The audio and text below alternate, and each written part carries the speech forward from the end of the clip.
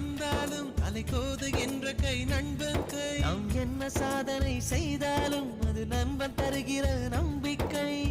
கண்ணனுக்கு கோயில் உண்டு, கர்ணனுக்கு ஏன் இல்லை?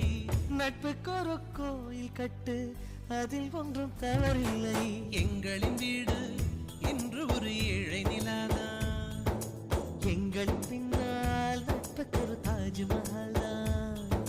ரோஜா தோட்டம்